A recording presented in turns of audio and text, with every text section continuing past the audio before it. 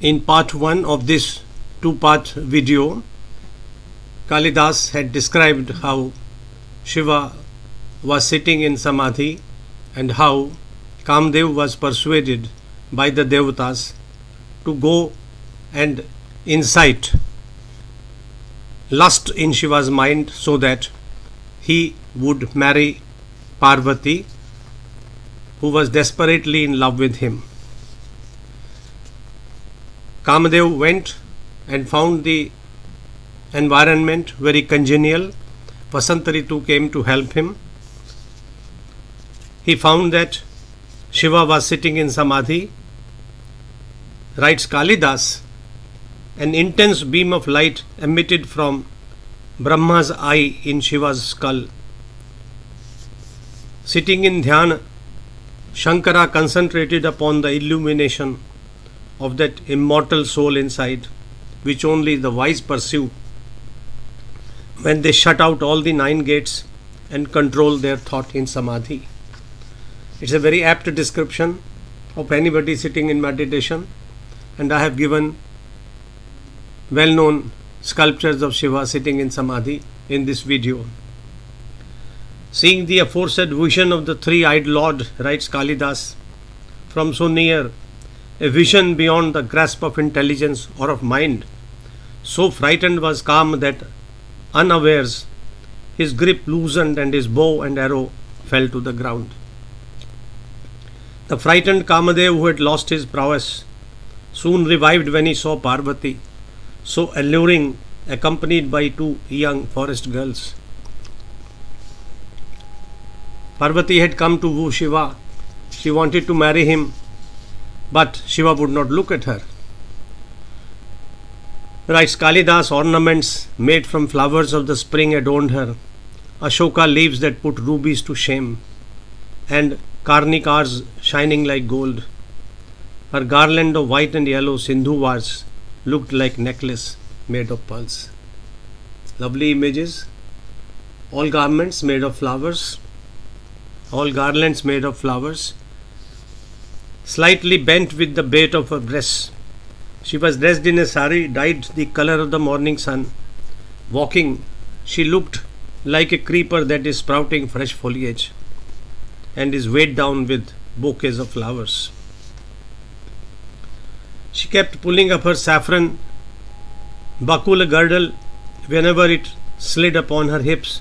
It seemed as if the knowledgeable Kamdev had tied around her waist a string of his bow. She was upset when a black bee, attracted by her fragrant breath, approached her lips, red like a ruby. Her eyes flickering in confusion, she whisked it away with a lotus stem that she had been playing with. Another lovely image. Parvati whisks away a black bee with a lotus stem.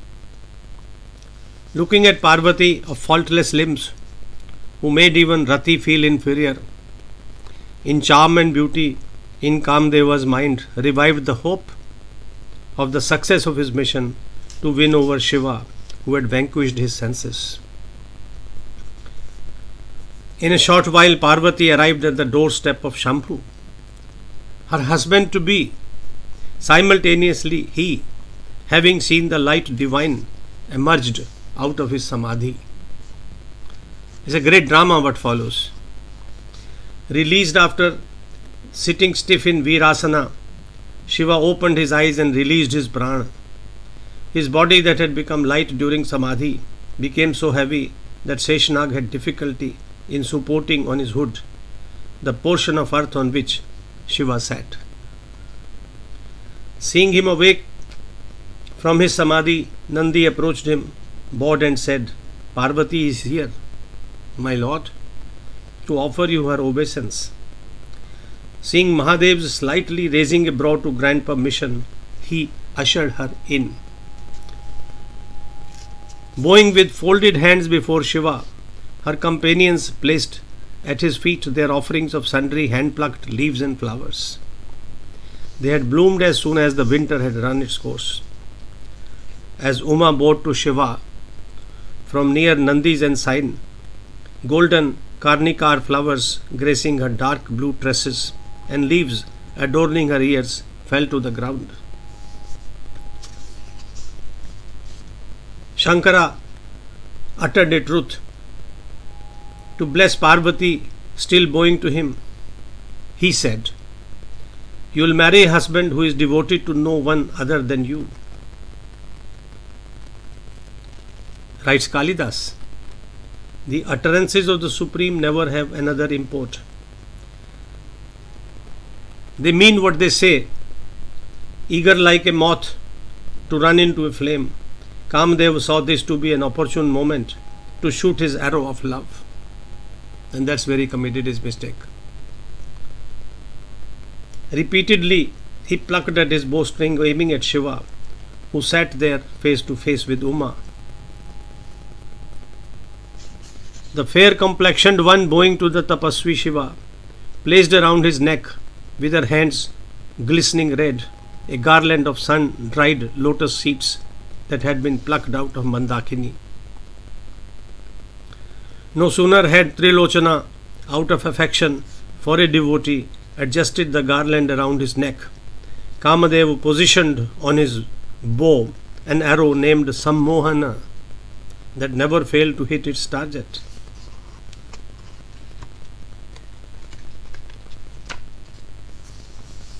Parvati, her hair standing on one end, like a young kadamba just come into bloom, expressed her love with delightful gestures. Bashfulness evident in her eyes, she stood with her lovely face turned slightly aside.